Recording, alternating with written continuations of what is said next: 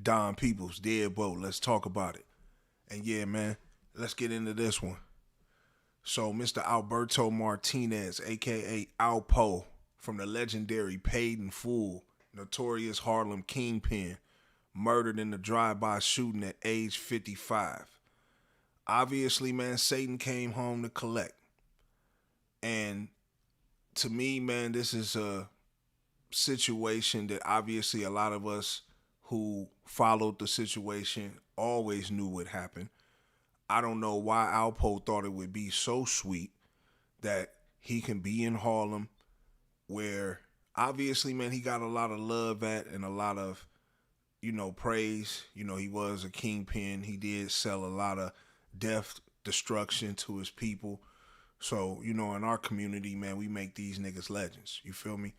So, obviously, he's in a situation now where he got caught up, leaving the after hour spot or was about to go in, whatever. But, he was in his truck and, you know, somebody rolled up next to him and obviously let off, it looks like to be 5 shots.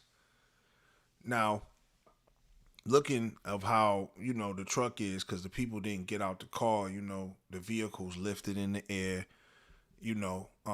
Obviously a regular car is going to be on the lower end of the door. It's not going to be window to window, right? Unless you rolling in something similar to what he had. But these people obviously were shooting up. But if you look at how these shots hit, if you look at how the windows didn't shatter, that's a certain type of bullet and that's a certain type of shooter. This is obviously somebody, man, who is a paid marksman. He's comfortable with shooting in public, and this was a hit that had to happen. Now, I know a lot of people say, man, Alpo had a lot of enemies. He snitched on a lot of people. He could have enemies from a lot of places. You know what I'm saying? But, in Harlem, where he got love at, where he didn't snitch on nobody, he didn't take it down anybody from Harlem. So this is why he felt comfortable being in Harlem, because he had permission to wear a bulletproof vest. I don't know why you wouldn't bulletproof your whip. You wearing designer and everything else when you came home. You feel me? You riding. Why wouldn't you put 40, 50,000 and bulletproof your whole whip? Bulletproof everything, because you know what you into. You know who you embodied, etc. But the reason why you thought it was cool is because like, look, Harlem. I ain't snitch on nobody from Harlem. Everybody in Harlem love me. I'm king. Okay, cool. But the Paid in Full movie, which highlighted y'all as a collective, you, Rich, and Ace. Rich Porter obviously was a big shot too. He was loved too.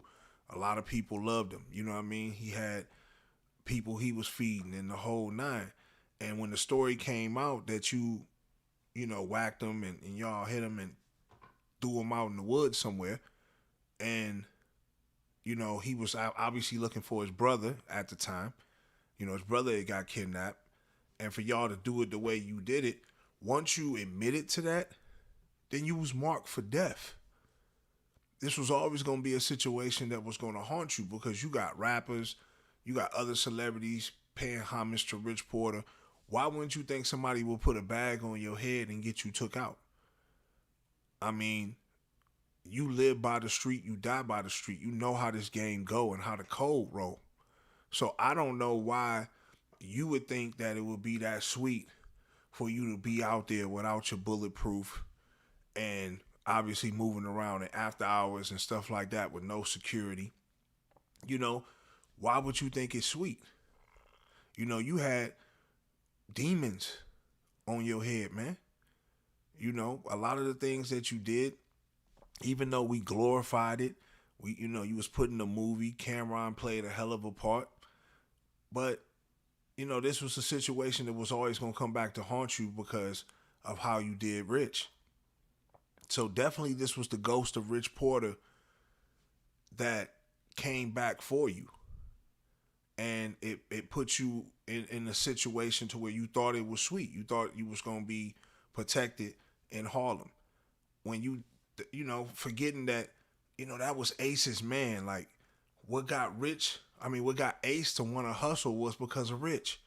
So he looked up to Rich. Rich was his man. And when you took his man out like that, I think, man, he might have been saving a special bag for your ass. You feel me? Like a real special bag for you. So when you came home, you would get your just due for what you did. You know what I'm saying? Because I believe, and I think he believes this too, that if Rich would have been on the street, because Rich would have got the bread to get his brother back, and his brother never would have died. But when you stepped in and did Satan's work, took out Rich, then obviously there was no bread for ox, and they had to do what they had to do at that point. And unfortunately, a young black male had to lose his life at like 12 years old. You know what I'm saying? So you was always going to be haunted with those demons, man. Um, what you and Rich were going through, you could have worked that out. That wasn't a situation to where, I know he was taking money off the top and all like that. And after a while, it probably did equate to quite a bit of change. But that's your man's. That's your homie. Y'all done busted guns together. Y'all done made money together. Y'all done, cried together, the whole nine, laughed together. Like, you wasn't supposed to do what you did. So when it was your turn to be collected, it's only right. And then, like I said, I know a lot of people might say, well, it could have been Wayne's folk. It could have been, I think, Demetri. I might be saying his name wrong. It was allegedly you killed him as well. I see a lot of people posting pictures on IG and, like, oh, so-and-so smiling down. He had a lot of demons that was chasing him because he put a lot of niggas in the grave. It's a dirty game, man, and I hate that our community glorifies this so much because instead of this being a cautionary tale, right, of what not to do and what not to get involved in and how, deep the streets really can get, you decided to come home and, just rock out with your cock out, so to speak. You going to after hours, you ain't really trying to give back knowledge, give back game, and try to really help the shorties. And you wasn't doing Satan's work. You wasn't putting in no new work, no bodies and nothing like that. You was just trying to be a living legend, and you was living off borrowed time. So at that point, you had to get put down. And now all of you are in the same place. And now you got to deal with the beef all over again because it never ends.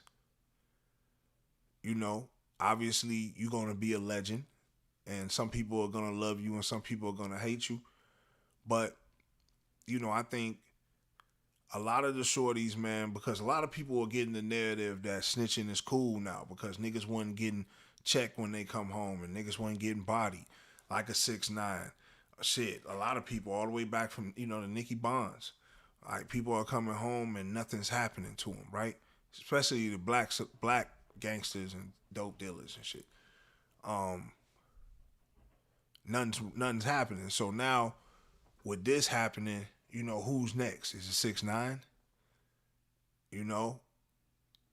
Because now, we seeing that, hey, what you did as far as the murders, the snitching, I think more so the murders than the snitching on this one. Because I think a couple of dudes that you touched, you admitted that you touched. It's one thing when people are alleging that you did all these things and you never told your side of the story, but you end up coming clean and putting that out there. Like, yo, I took out this dude. I did this. I did that. I set him up. So by you putting that out there, you was marked for death in any angle. But I really think it was Rich, and that's how they was able to know the after hour and come in Harlem and hit you, in your own backyard. Because even though, he's not around and God bless the dead, it's been 30 years or better, it's still a situation to where he got family, he got boys, he got people that was in the street. And like I said, once you admitted that, that marked you for death. Hustlers kill hustlers all the time. So, You know, could have been a retaliation for one of those. Yeah, maybe. But when you kill your friend, somebody that, you know, you knew their parents, you knew everything about them, so to speak, and you take him out, that's a little bit closer to home. So you're going to have people that's going to rock with them to try to get you rocked up. You feel me? So I just think that's just a classic situation of that. And that's just letting y'all shorties know also that, you know, if you put in work like Alpo did, if you snitch like Alpo did, this can be the result for you. You know, at 55, you now laying in the morgue toe tagged. You know what I'm saying? Don't know who hit you. Don't know where it could have came from. Strong speculation. But like I said, man, I definitely think this was the ghost of Rich Porter that came back to haunt you because you took out your friend for the love of the bread, for the love of the dough. And with the poison that you were selling in the community, it just, it just all added up to where you at right now. And I just hope that the shorties take this as a lesson, man, and try to learn from this man's mistakes and not glorify him for the paid in full, but glorify him for what you see now. You know what I mean?